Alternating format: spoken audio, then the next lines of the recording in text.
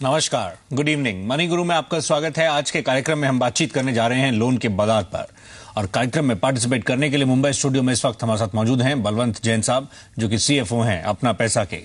Good evening, नमस्कार, आपका स्वागत है बलवंत जी कार्यक्रम में।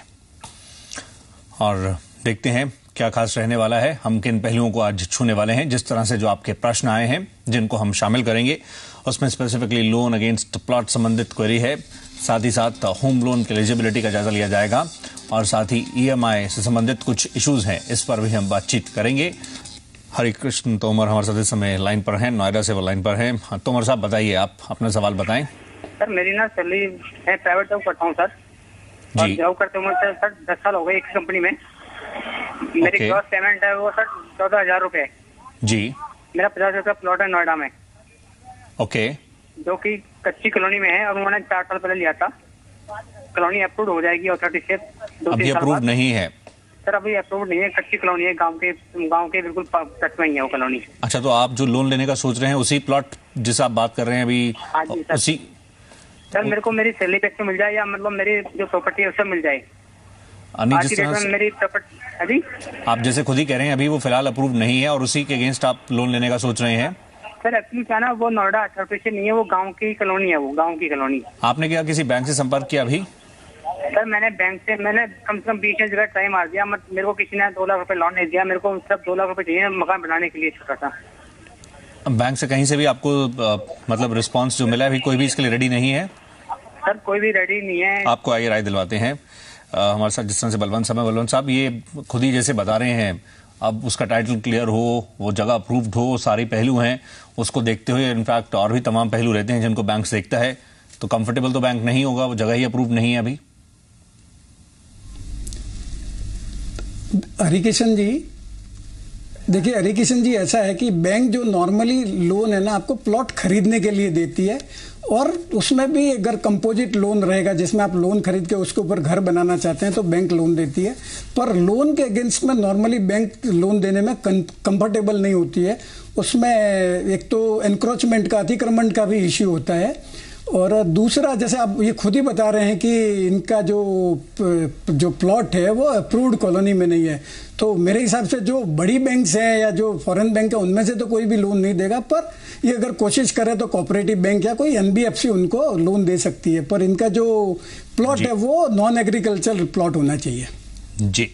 तो इस तरह से आप आगे बढ़ें, थोड़ा मुश्किल जरूर होगी, लेकिन अगर कुछ इसमें रास्ता बीच में, जैसे बलवंत साहब ने बताया, अगर कुछ हो सके तो उस तरह आप उस पर गौर कर सकते हैं। अगला प्रश्न हम जो शामिल कर रहे हैं वो मनीषा द्विवेदी का है, दिल्ली से वो लाइन पर हैं। आप प्लीज बताइए अपनी क्वेरी। हाँ, मेरी क्वेरी ये है कि मेरे हस्बैंड एक IBM में काम करते हैं, और वहाँ पे उनकी पैकेज 8.3 लाख पर एनम है, और हमने एक घर पसंद किया है जो कि 50 लाख के अराउंड है। ओके मैम, तो मेरे हस्बैंड को कितना की लोन मिल सकती है? क्या जैसे आपने बताया अपने हस्बैंड का 8.3 लाख का पैकेज है पर एनम, कोई और लोन फिलहाल अभी चल रहा है या पहले कोई लोन लिया है? कोई भी लोन नहीं ले रखा। अच्छा, ये जैसे आपने बताया IBM में स्पेसिफिकली हैं, कितने समय से हैं IBM में? IBM में तो पिछले 1.5 साल से ही है, बट उनका अच्छा वर्किंग एक्सपीरियंस है, मतलब उनको 13 इयर्स का वर्किंग एक्सपीरियंस है। ओके मैम, एंड ये आपने स्पेसिफिकली किसी बैंक को अप्रोच किया है इस होम लोन संबंधित? किसी को आपने अभी कांटेक्ट किया किसी बैंक को? नहीं, अभी तक तो नहीं। सैलरी अकाउंट कहाँ पर है? सिटी बैंक में है। ओके, सिटी बैंक, हाँ, I am not sure, but city bank या ICICI में है। ओके मैम, आपको राय दिलवाते हैं।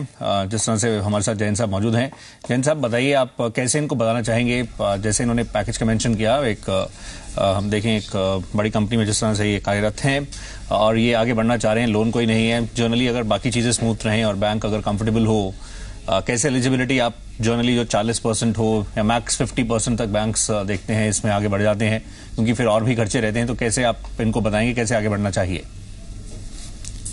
मनीषा जी, ऐसा है कि नॉर्मली बैंक्स आपकी जो एनुअल इनकम है उसका 4-4.5 टाइम्स लोन देती है, और आपके केस में जैसे आप बता रही है 8 लाख के आसपास आपके हस्बैंड की सैलरी है, तो उनको एनीथिंग बिटवीन 32-36 मिलना चाहिए, और चूंकि उनकी एज भी 30 है तो काफी लंबा पीरियड उनका एक्टिव लाइफ का है, तो 36-37 लाख के आसपास उनको आसानी से लोन मिलना चाहिए जी। और इनफैक्ट जिस तरह से कुछ डिटेल्स हैं अभी आप इसके अलावा ऐसा है कि उनका क्रेडिट हिस्ट्री अच्छा होना चाहिए। अगर उन्होंने कहीं पास्ट में कोई क्रेडिट कार्ड पे या पर्सनल लोन पे लोन लिया हो और कोई राइट ऑफ वगैरह हो गया हो, डिले वगैरह हो गया हो, तो लेंडर वो चीज जरूर कंसीडर करेगा। लेंडर लोन देने के पहले आपका जो क्रेडिट रिकॉर्ड है, क्रेडिट स्कोर है, वो सिबिल से जरूर मंगवाएगा। और आप कैसे बताना चाहेंगे अभी जो बाजार में जिस तरह से जो इंटरेस्ट रेट को लेकर जो सिनेरियो है पूरा, उसमें आगे बढ़ना, आप जब बढ़े किन पहलुओं को देखें, मतलब क्योंकि अभी फिलहाल अगर हम देखें फ्लोटिंग पर काफी बड़ी संख्या में लोग लेते हैं, फिक्स्ड है लेकिन फिक्स पूरा फिक्स नहीं रहता है। पीछे टीजर वगैरह आए थे लेकिन अब वो डिसकंटिन्यू हो गए हैं। तो कैसे मतलब आप इनको बताएंगे, ऑफर्स काफी सारी मार्केट में हैं, अभी आगे जब बढ़े तो कैसे जो मौजूदा सिनेरियो है और इंटरेस्ट रेट्स पर जो प्रेशर्स हैं उनके बीच कैसे आगे बढ़े? अब देखिए ऐसा है कि इंटरेस्ट रेट थोड़ा अपवर्ड साइकिल में है, पर अभी और ज्यादा गुंजाइश नहीं है आधे %, 1% से ज्यादा की। तो मेरी तो राय रहेगी कि इनको अभी फ्लोटिंग रेट से ही लोन लेना चाहिए, क्योंकि जो फ्लोटिंग रेट और फिक्स रेट में 2-2.5% का फर्क रहता है। तो in due course the interest rates will soften and अगर ये फ्लोटिंग रेट से लेंगे तो उनको बेनिफिट रहेगा। राइट मैम, तो इस तरह से आप आगे बढ़ें, कुछ डिटेल स्क्रीन पर भी हैं, उस तरह आप आगे बढ़ सकते हैं। अब हम अगला प्रश्न आइए शामिल करते हैं, जो कि राजकुमार राठौर साहब का है, कोलकाता से प्रश्न है। मिस्टर राठौर, प्लीज आप बताइए सवाल। हेलो जी बताइए राठौर साहब। हाँ सर, एक्चुअली हम SBI का एक तो बैंक से 1.5 लाख रुपया लोन लिए थे। ओके। तो एक्चुअली हम लेने से पहले साइड में चेक कर रहे थे, तो इसका EMI आ रहा था 5,865 रुपया आ रहा था जी, जबकि इसको उसका जो बैंक मैनेजर है बोल रहे थे कि इसको 6,038 रुपया आपको पर मंथ भरना पड़ेगा। नहीं, आपको कितना rate of interest? Rate of interest था इसका 12.75 30 मार्च के लिए। अच्छा, तो आपने जिस तरह से ये जो पूरा रेट ऑफ इंटरेस्ट जो आप बता रहे हैं, सब कुछ रिटर्न, सब आपके उस तरह से पेपर वर्क पूरा हुआ है? हाँ, पूरा पेपर वर्क मेरे पास है। तो आपने जाके उनको बताया कि इस रेट ऑफ इंटरेस्ट से जो इनफैक्ट?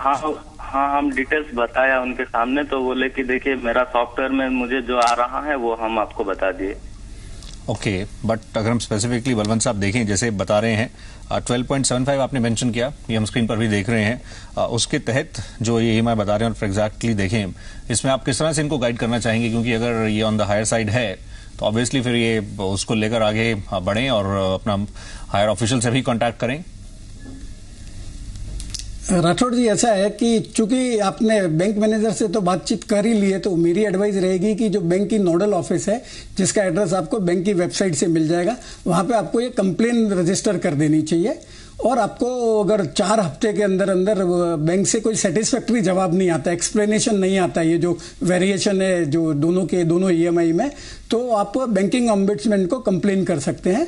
और RBI का जो कंज्यूमर सेल है उनको भी कंप्लेन कर सकते हैं। और अगर उन्होंने लोन अगर कोई NBFC से लिया है तो उनको RBI का हेल्प डेस्क है, वहां पे आप अपनी ये कंप्लेन लॉन्च कर सकते हैं। जिस तरह से उन्होंने बताया कि PSU बैंक से लिया है, वहां पर ये इनफैक्ट पहले कोशिश तो यही करें कि बैंक में ही इसका रिजॉल्व हो जाए, वो बेटर रहेगा, क्योंकि इसमें ज्यादा उस टाइप से अगर हम देखें बलवंत साहब प्रॉब्लम नहीं लगती, क्योंकि अगर जो रेट ऑफ इंटरेस्ट इनको बताया गया उसके अकॉर्डिंगली जो EMI बनती है वो इजिली कैलकुलेट जिस तरह से हो जाएगी।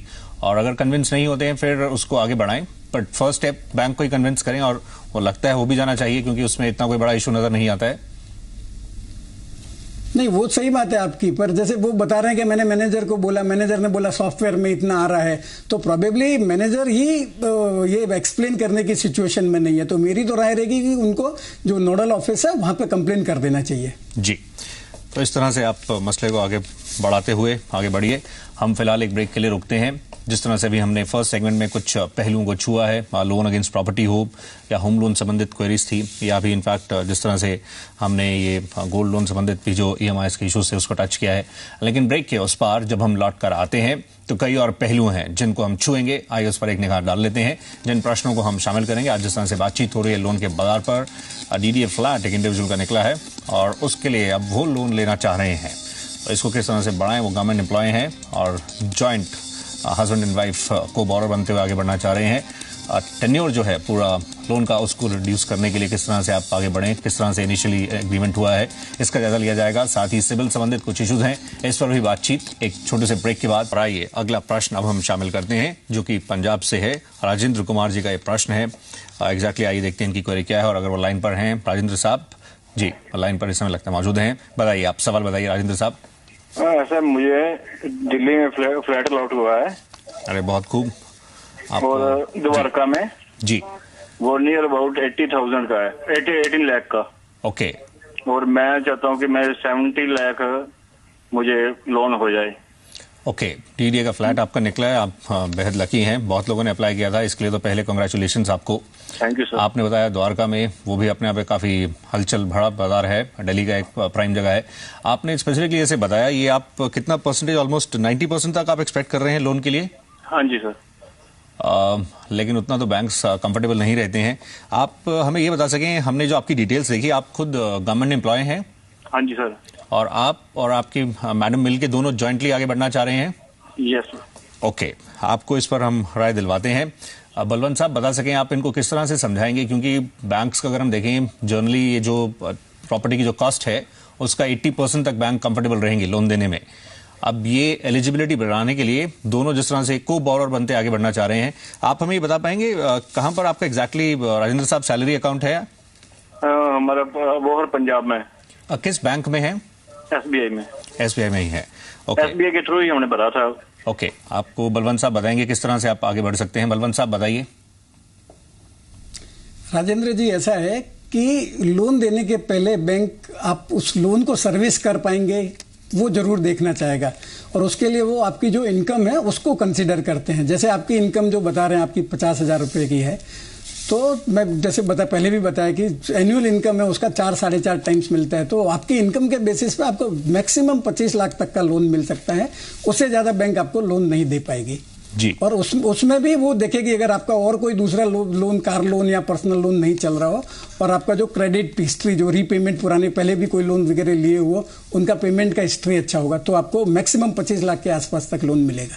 एब्सोल्युटली। एक तो जिस तरह से 80% कॉस्ट, लेकिन जहां तक आपकी इंडिविजुअल प्रोफाइल को भी फिर देखते हुए 40-50% तक रहेगा, और जिस तरह से आप ज्वाइंटली बढ़ना चाह रहे हैं उसको कंसिडर करते हुए डिटेल्स रहेंगी, तो इतना मैक्सिमम आप बैंक से अप्रोच कर सकते हैं लोन के लिए। बाकी फिर आपको खुद भी अरेंज जिस तरह से करना पड़ेगा। और अगला प्रश्न मीनवाइल हम शामिल करते हैं, लेकिन एक बात तय है, बेहद लकी रहे हैं जिस तरह से डीडीए का इनका फ्लैट निकला है।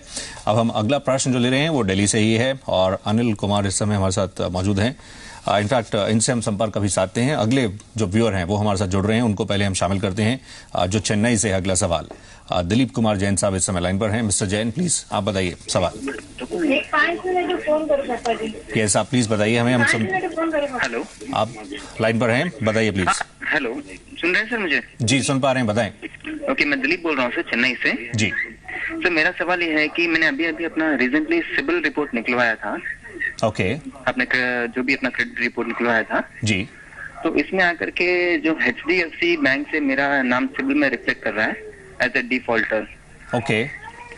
तो मैंने HDFC को कांटेक्ट किया, उनको मैंने अपना सिविल रिपोर्ट भेजा था जी, और बताया कि ये कार्ड मेरा नहीं है, मैंने ये कार्ड यूज कभी किया नहीं था। यानी आपने कार्ड यूज नहीं किया और आप कह रहे हैं वो डिफॉल्टर्स लिस्ट में आपका नाम है? डिफॉल्टर लिस्ट में मेरा नाम है वहाँ पे। वो कार्ड नहीं किया कभी भी आपने? HDFC का कोई भी कार्ड यूज नहीं किया? नहीं, अभी है मेरे पास, करंटली मेरे पास HDFC का कार्ड है। ओके। जो मैं अभी यूज कर रहा हूँ पिछले करीब 1-1.5 साल से। राइट। जो मेरा अच्छी तरह से चल रहा है, कोई इश्यू नहीं, आराम से चल रहा है। तो आपने बैंक को जिस तरह से बताया, बैंक कन्विंस हो गया आपकी बात से? मतलब उनको मैंने अपना रिपोर्ट भेजा तो वो क्या बोल रहे हैं, ये आपका कार्ड नहीं है सर, हम लोग आपका नाम रिमूव कर देंगे करके। ओके। तो बैंक मुझे एक ईमेल कंफर्मेशन भेजा था, मैंने कई बार कॉल किया था HDFC बैंक को, उनका कोई तरह का प्रॉपर रेस्पॉन्स नहीं मिला। तो मैंने उनके ग्रीवेंसेस पे एक ईमेल भेजा था। राइट। उधर से मुझे एक रेस्पॉन्स मिला कि sir we will remove your name from the civil करके आया था। Okay. This is not your credit card करके। वो कार्ड यानी बैंक के एंड पर मिस्टेक हुई है, बैंक ने उसको माना है और बैंक उसको रेक्टिफाई करते हुए आपका नाम उस डिफॉल्टर्स लिस्ट से हटाएगा, आपको बताया गया है? जी हाँ सर। तो आप एग्जैक्टली क्या जानना चाह रहे हैं? ये कार्ड एंडिंग में 7666 करके था कार्ड नंबर। ओके, तो आप जानना चाह रहे हैं ये जो पूरा हुआ, जिस तरह से प्रोसीडिंग्स बढ़ी हैं, आप जानना चाहते हैं क्या मतलब इसमें आपको आगे करना चाहिए? हाँ, अभी एक्चुअली क्या है ना, मुझे नहीं लग रहा है कि इन्होंने अपना मेरा नाम आकर के रिमूव किया है सिविल से। आप बैंक से कांटेक्ट करते हो, आपको हम राय दिलवाते हैं। बलवंत साहब, जैसे इनको बैंक ने कहा है ये बैंक के टच में रहें। मोरओवर ये सिबिल में इंडिविजुअल्स भी अपना रिकॉर्ड जिस तरह से चेक कर सकते हैं, इन्होंने किया भी है, तो उसमें आप अपनी डिटेल्स थोड़े टाइम बाद चेक कर लें। बलवंत साहब। दिलीप जी, ऐसा है कि आपको पीछे पड़ना पड़ेगा HDFC बैंक के, तब वो वहां से आपको कंफर्म करेंगे कि उन्होंने आपका नाम निकलवा दिया है और उन्होंने सिबिल को भी अकॉर्डिंगली इंटीमेशन दे दी है। मेरा सजेशन है कि आप जब भी आप कंप्लेन या जो फाइल किया है HDFC के साथ में, उसके 30 दिन तक वेट करिए। अगर 30 दिन में आपका अगर कोई भी सेटिस्फैक्ट्री रिस्पॉन्स नहीं आता है तो आप बैंकिंग ऑम्बड्समैन को कंप्लेन कर सकते हैं और आप सिबिल को भी लिख सकते हैं। और अगर सिबिल का भी जवाब नहीं आता है तो आप RBI में कंप्लेन कर सकते हैं कि मेरी जो रेक्टिफिकेशन की एप्लीकेशन है उस पर कोई भी कार्रवाई नहीं हो रही है जी। और जब अगर आपका HDFC से कंफर्मेशन आ जाए कि हम लोगों ने इंटीमेट कर दिया सिबिल में आपका जो रेक्टिफिकेशन का, तो उसके बाद मेरा सजेशन है कि आप एक बार वापस सिबिल से अपनी रिपोर्ट मंगवा लीजिए और वेरीफाई कर लीजिए। और मेरी एडवाइस रहेगी कि जब तक ये आपका नाम रिमूव नहीं होता है या ये जो एरर है वो रेक्टिफाई नहीं होती है, तब तक आप पीछे पड़े रहिए। ये आपके इंटरेस्ट में है, नहीं तो भविष्य में आपको कभी भी कोई क्रेडिट फैसिलिटी मिल नहीं पाएगी। बिल्कुल। इनफैक्ट जो भी प्रॉब्लम बैंक के एंड पर हुई है उनको आप कन्विंस जिस तरह से आपने किया भी है उसको आप पुश करते करें, क्योंकि जैसे बलवंत साहब ने कहा आगे ना केवल इस बैंक के साथ दूसरे बैंक के साथ डीलिंग में भी आपके लिए प्रॉब्लम हो सकती है, तो इसको आप पुश करते हुए केस को रिजॉल्व करने की कोशिश करें। अगला प्रश्न जो ले रहे हैं वो मुंबई से है, योगेश बारे साहब का है। योगेश साहब बताइए, आप सवाल बताएं। मिस्टर योगेश, आपकी क्वेरी हम आइए स्क्रीन पर लेते हैं, फिर आपसे हम कॉन्टैक्ट स्थापित करने की कोशिश करते हैं। इनका प्रश्न नंबर एग्जैक्टली देखें। इनकी क्वेरी है, इन्होंने ये कंपनी से एक इनफैक्ट लोन लेना चाह रहे हैं, वो लाइन पर इनफैक्ट लगता है मौजूद हैं, तो बताइए आप जिस तरह से आपके हम डिटेल्स देख रहे हैं, आप MNC कंपनी में हैं और आपने एक होम लोन लिया है जिसका इस तरह से EMI जा रहा है और ऑलमोस्ट 72 EMIs अभी बची हुई हैं। क्या एग्जैक्टली आपकी क्वेरी है, क्या आप जानना चाह रहे हैं? आइए हम स्क्रीन पर जिस तरह से जो प्रश्न है उसको और डिटेल्स चेक करते हैं, फिर आपको राय दिलवाते हैं, आप से बात करने की कोशिश भी करेंगे। इन्होंने जिस तरह से मेंशन किया है 13.5 लाख का इन्होंने होम लोन लिया। इनकी जो EMIs अभी बची हुई हैं 72 हैं। अगर हम आगे मूव कर सकें, एग्जैक्टली जिस तरह से जो कंपनियों के कर्मचारी हैं, जो यानी कंपनी के जो एम्प्लॉयज हैं, उनको 8% पर 1 लाख का पर्सनल लोन दिया जा रहा है। लोन लेकर क्या होम लोन चुकाना ठीक होगा?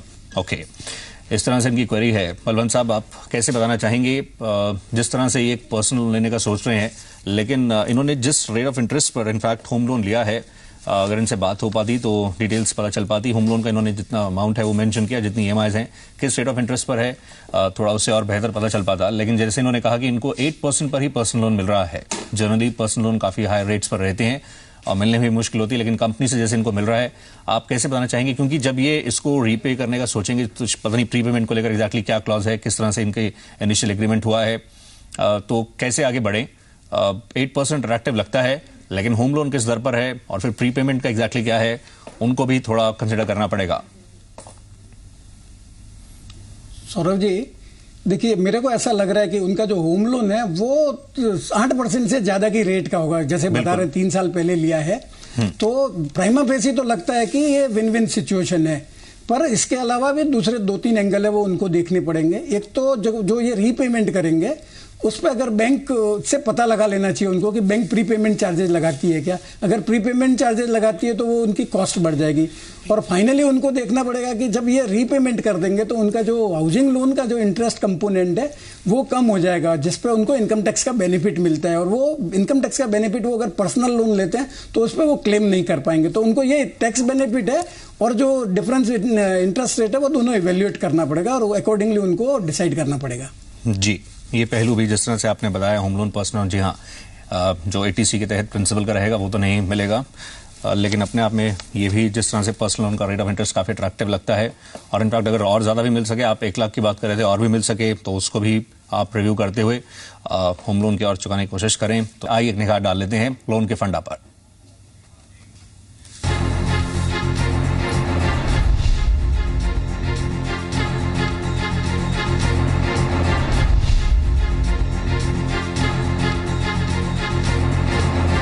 अगला प्रश्न जो है दिल्ली से है, अनिल कुमार सिसोदिया, जिनसे हम पहले संपर्क स्थापित करने की कोशिश कर रहे थे, अब वो लाइन पर हैं।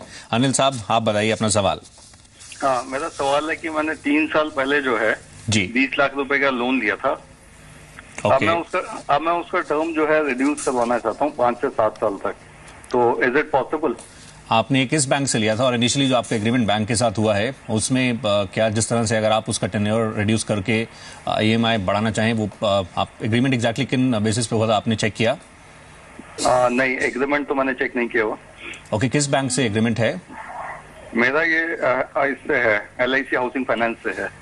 ओके, आपको राय दिलवाने की कोशिश करते हैं। बलवंत साहब, किस तरह से आप इनको बताएंगे अगर ये इस तरफ सोच रहे हैं, टेन्योर को जिस तरह से ये रिड्यूस करने का सोच रहे हैं, कैसे आगे बढ़ें? बैंक से कांटेक्ट करते हुए इसको चेक करें, क्योंकि अगर ये उस तरह से सोच रहे हैं एग्जैक्टली, इन्होंने भी वो एग्रीमेंट तो चेक नहीं किया, अगर ये एक साथ देना चाहें तो वो प्रीपेमेंट को लेकर भी बाकी तमाम पहलू रहेंगे, कैसे आप इनको गाइड करते हैं?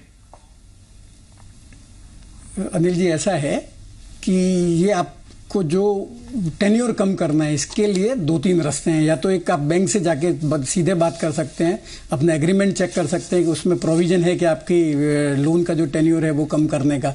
अगर वो लोन का टेन्योर कम करने का अगर उसमें प्रोविजन है और बैंक एग्री हो जाती है तो बैंक आपकी EMI बढ़ा देगी और आपको जैसे 5 साल का टेन्योर करना है वो कर सकते हैं। इसके अलावा आपके पास ऑप्शन है कि आप लम सम पेमेंट कर देवे, और नॉर्मली जितनी भी बैंक्स और जो लैंडर्स है वो आपका जो ओपनिंग साल के बिगिनिंग का जो होम लोन का बैलेंस है उसके 25% तक अगर आप पेमेंट करते हैं तो प्री पेमेंट चार्जेस भी नहीं लेते हैं।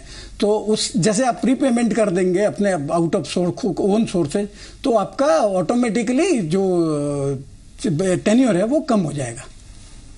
ओके, तो इस तरह से आप एग्रीमेंट चेक करते हो और इनफैक्ट जिस तरह से उन्होंने मेंशन किया, कांटेक्ट करते हुए, उनसे संपर्क साधते हुए इस तरह से आप आगे बढ़ सकते हैं। अब हम आखिरी प्रश्न आइए शामिल करते हैं, ये मुंबई से होगा। अरुण सक्सेना साहब का प्रश्न है। सक्सेना साहब बताइए, सवाल बताएं। आप लाइन पर हैं, आइए SMS के जरिए इनका प्रश्न हम लेते हैं, फिर इनसे देखते हैं अगर कॉन्टैक्ट हो सके। क्रेडिट कार्ड पेमेंट संबंधित इनकी क्वेरी है। बैंक से उन्होंने क्रेडिट कार्ड लिया, 1 लाख का जिस तरह से उन्होंने बताया कैश ऑन कॉल फैसिलिटी ली थी, और EMI क्रेडिट कार्ड से ही जिस तरह से आ रही है। और आगे अगर हम देख सकें, अगर ये चेंज हो सके ग्राफिक्स, अगर हम नेक्स्ट प्लेट पर मूव करें, इसमें एग्जैक्टली वे जानना चाह रहे हैं कि ये क्रेडिट कार्ड स्टेटमेंट में बैंक EMI के इंटरेस्ट पर सर्विस टैक्स लगा रहा है, क्या ये ठीक है? अब सर्विस है तो सर्विस टैक्स भी होता है। बलवंत साहब बता सकें, इसको कैसे बताएंगे आप, क्योंकि सर्विसेज हैं तो उसमें टैक्स भी ऑब्वियसली रहता है।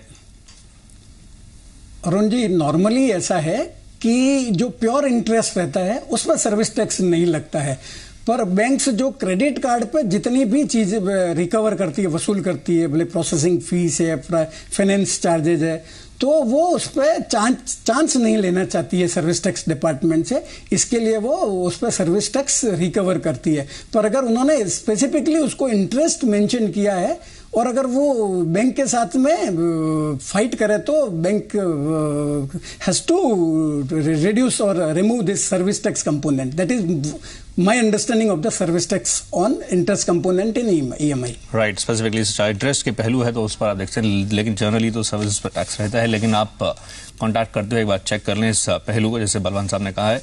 लेकिन इसी नोट पर हम कार्यक्रम को वाइंड अप करना चाहेंगे। बलवंत जैन साहब, शुक्रिया।